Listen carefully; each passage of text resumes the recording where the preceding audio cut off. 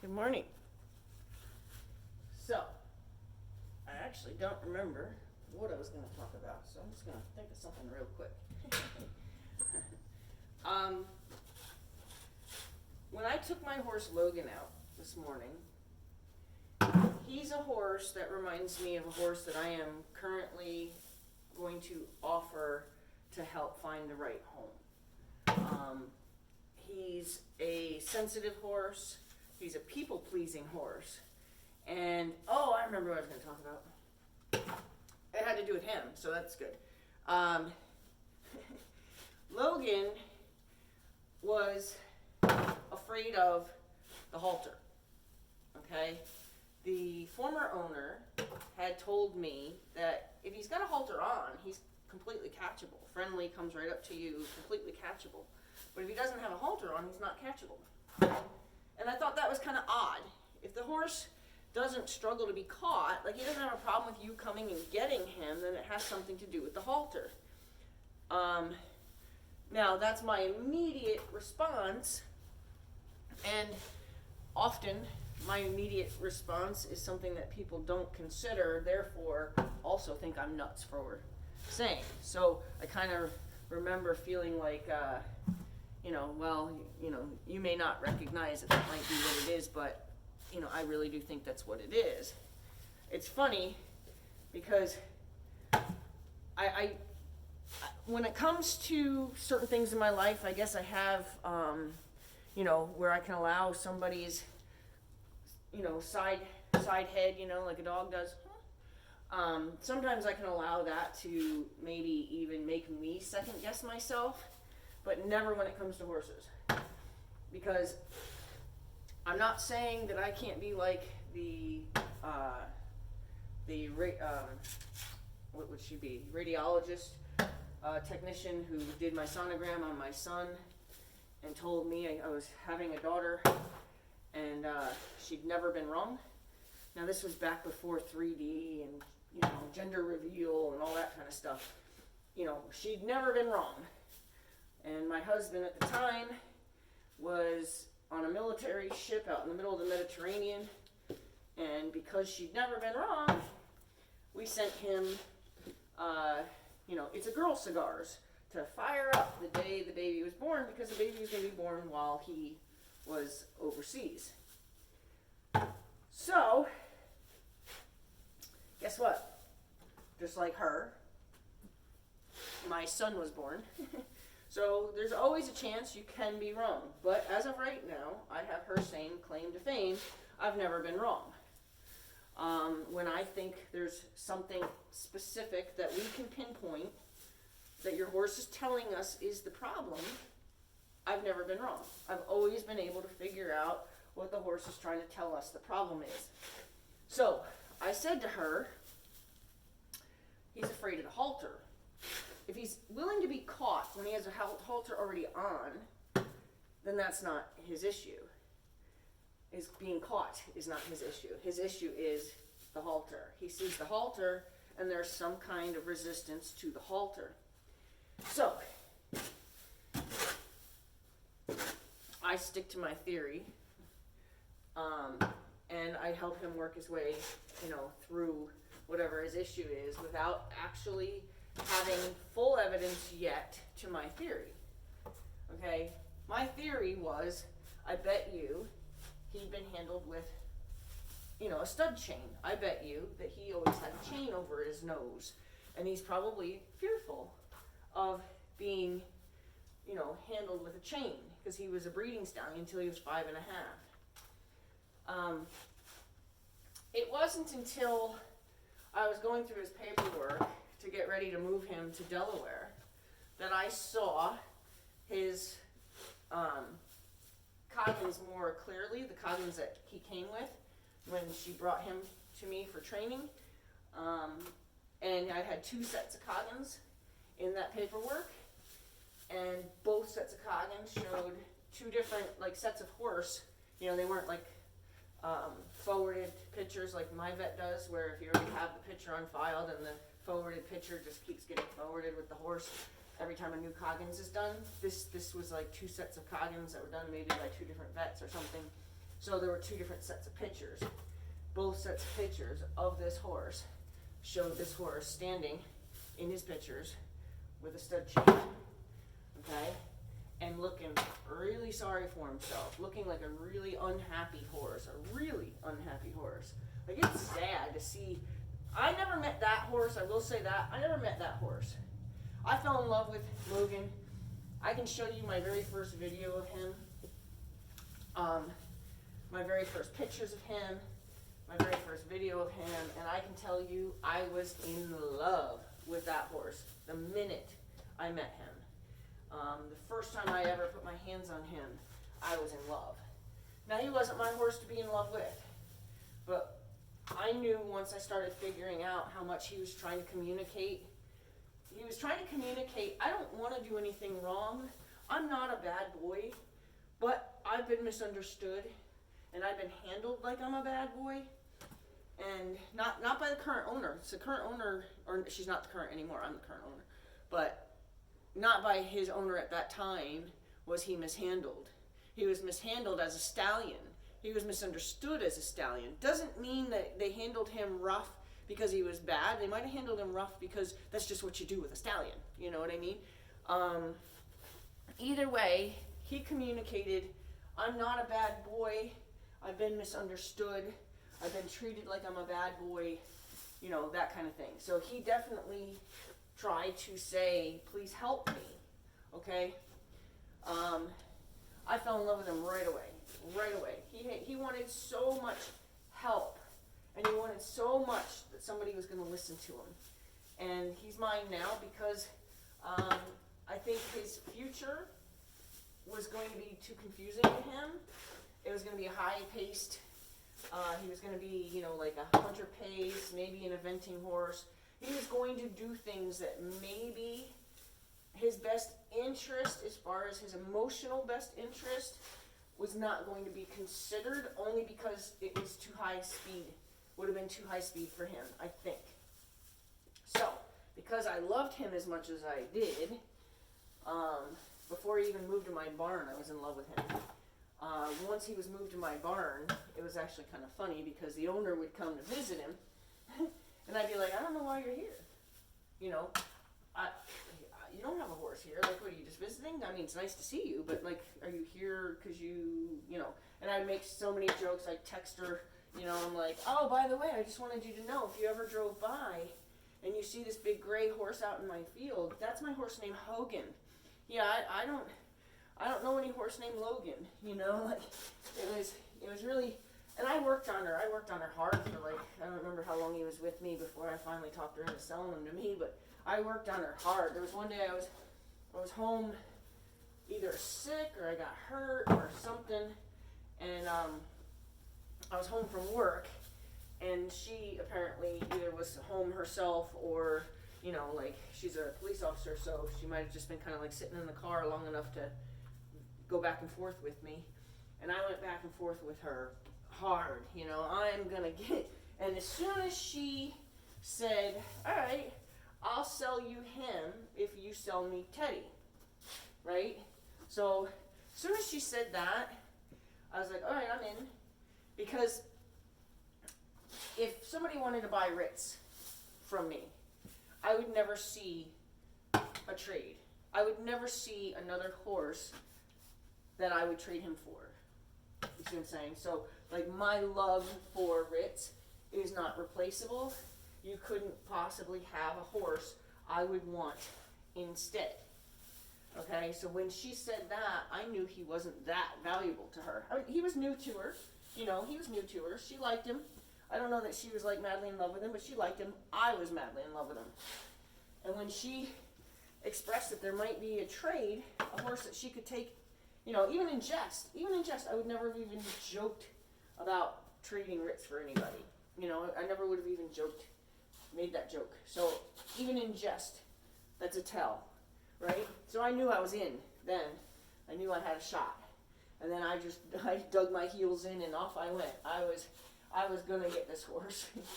And I did, obviously. I have him. And I think it worked out for the best. Her life changed quite a bit after him.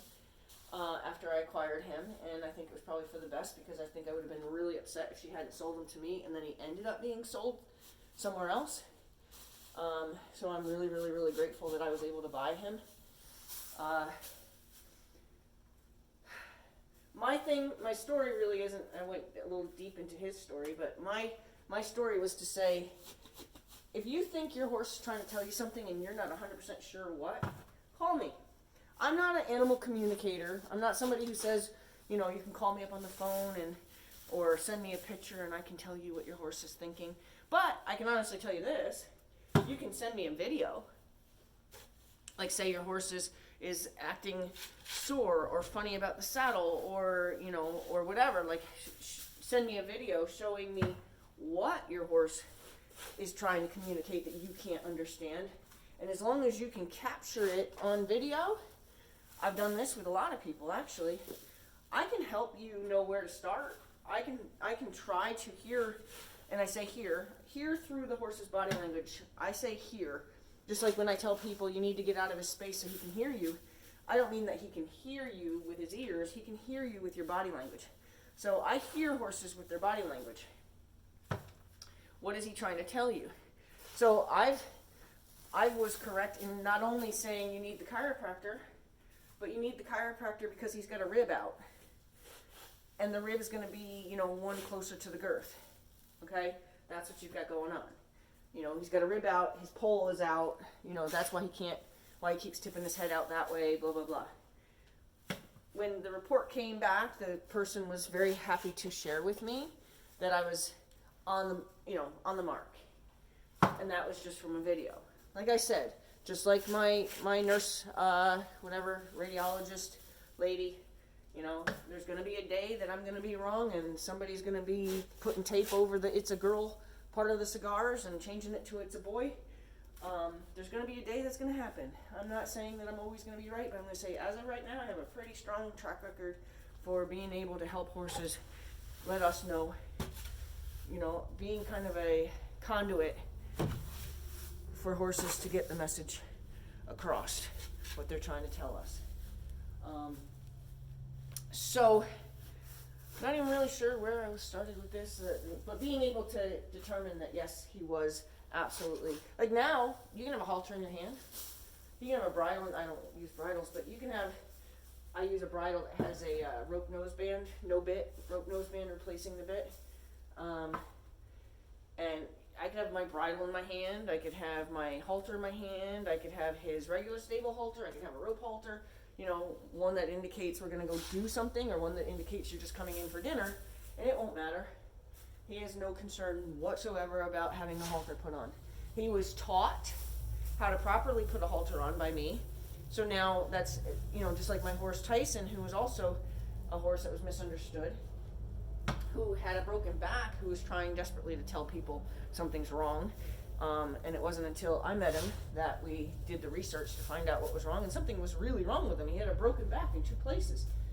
That was healed, but healed, either healed painfully, like not healed correctly, or healed, but not emotionally healed, So the vet, when we discovered him, to truly, I had 5 vets look at him. That's a whole other story, but when we finally found out that really I was not wrong in saying, look, let's investigate this, and I finally had a chiropractor kind of back me up on that, and then, when he had to go to the clinic to have his x-rays done, all the vets that had ever been asked, what do you think, were there, because it was, we were there at 8 o'clock in the morning, so all the vets hadn't started their day yet. They were there getting their, their trucks ready and, their schedule set and whatever for the day. So they were all there, and the owner of the clinic actually, called everybody in to say, look at this, And then I was told, with regular shockwave therapy, regular chiropractic care, and injections, this horse might be able to be ridden. Well, riding my horses is a bonus. Riding my horses is not my priority. So, might be able to be ridden? No. And then, of course, I promised him no one would ever hurt him again, so he's been with me ever since, and he's going to be 18, I think, this year. and I've had him since he was 3.5. But anyway, so that's another example of a horse that desperately tried to tell people something was wrong and nobody listened to him, or nobody knew how to listen to him. So if I can offer my services that way, say, hey, look, I can't promise that I'm going to know what your horse is trying to tell you, but I have a pretty good idea of what they try to tell you through their body language. I'm not an animal communicator. Don't call me up and say, what do you think my horse is saying? That's not that kind of thing. I'm not going to give you some kind of reading over the phone or anything like that. By no means am I professing to say that. But I can look at a video and maybe have your horse's body language tell us where to start. I can come meet your horse and have a better shot at, hearing your horse in person.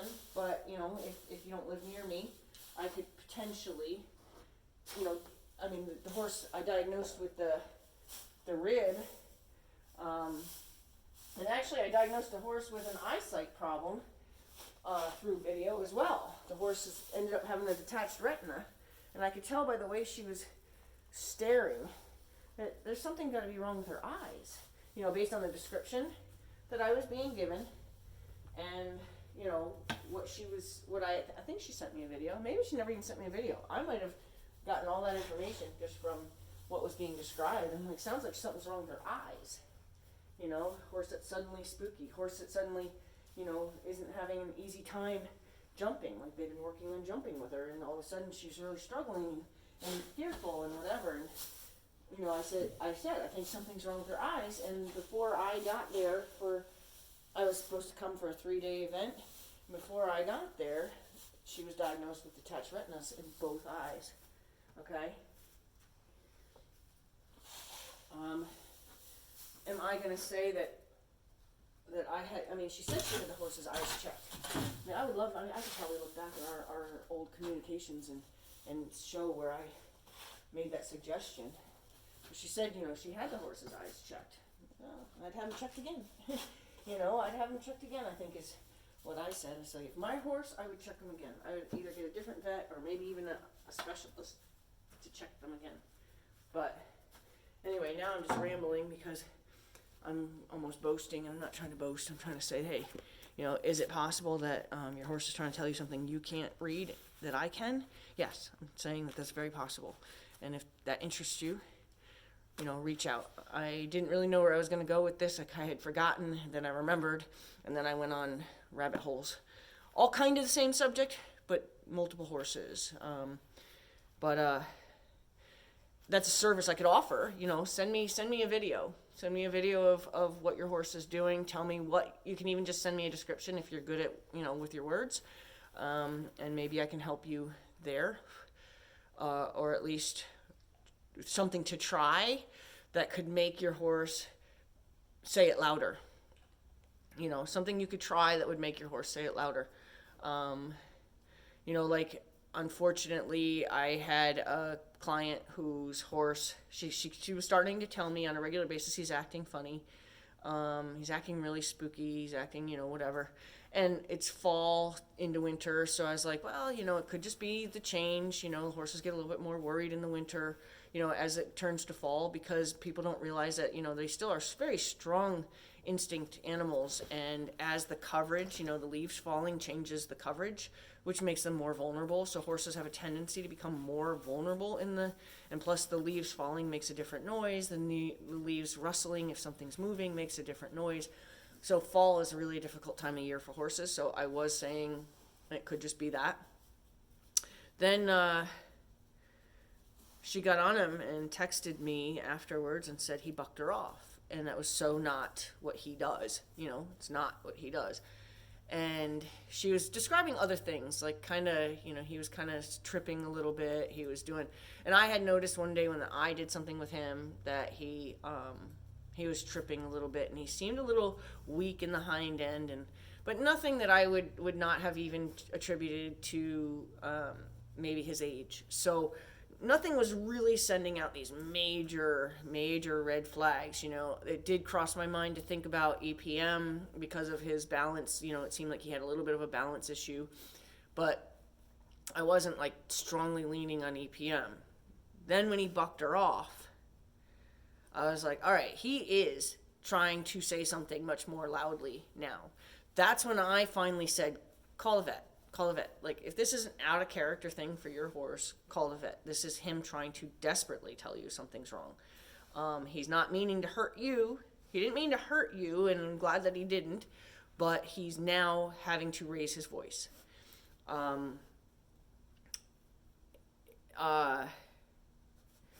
didn't, and one of the things I said is he might have bucked you off because he's afraid of his balance. He might have bucked you off because he's afraid of something. Like she also was describing Spooky. He might have bucked you off because he was afraid of his sight and afraid you're going to get him into trouble with running him into something, assuming he can see and that he would avoid something. Maybe he was afraid. I leaned more towards he was afraid of trying to balance you on him. Called the vet. The vet did the neurological exam, said pretty strong possibility that he's EPM, did the blood work, and it came back that he had a high enough titer to say positive EPM. He had to yell. It's not that she wasn't seeing something's off, but as we so easily do, we were writing, as I was as well, writing off, giving him excuses. His age came into consideration, the time of year came into consideration, actually believing he just didn't want to do it came into consideration. But when he bucked her off is when I finally said, he is telling you something. He is trying to tell you something, and he's at that point where he has to yell it at you. And that's okay. It's okay. The fact that you still had an opportunity to help him, even if he had to raise his voice to get your help, it doesn't matter. All horses try to tell us things they don't know how to tell us. He didn't know how to tell her, I'm feeling weird. It's neurological. It's a neurological problem. So I'm feeling weird. I'm feeling off. Maybe he's experiencing vertigo. We don't really know how it affects them. We just know that it is a spinal cord, it becomes a spinal, so we do know that it affects them in their mechanics, and they're knowing where their feet are, and you can set them off balance real easy and things like that. So we knew now that something was off, but we didn't know to what degree. And then when he bucked her off, it was probably to yell at her, but also self-preservation. He was probably afraid to try to balance somebody's weight and figure out his own balance. So that's why he bucked her off. I guess I'm offering that kind of service. Like, if you think your horse is trying to tell you something, we could try to do it through a written explanation if you think you're good with words and you can not leave out any important details. You could send me a video of, can you watch this and see what you think is happening? Often I can pick up on their body language enough in a video that I could tell you at least what to try next, and then we can help him amplify the problem. Like, I could give you something that would make it more amplified, where he would be able to say, yes, that. Or I can come and, try to manipulate his experience enough for him to tell us for sure what's wrong. Again, I am not saying I can pick up a phone and go, yeah, your horse says he really hates it when you're on the cell phone. I'm not that person. Okay, I struggle with, I'm a very spiritual person, but I struggle with that level of communication. So I'm not saying I do that. Okay? All right, so it's a long video, but it might be helpful to you to know that I could help you with stuff like that.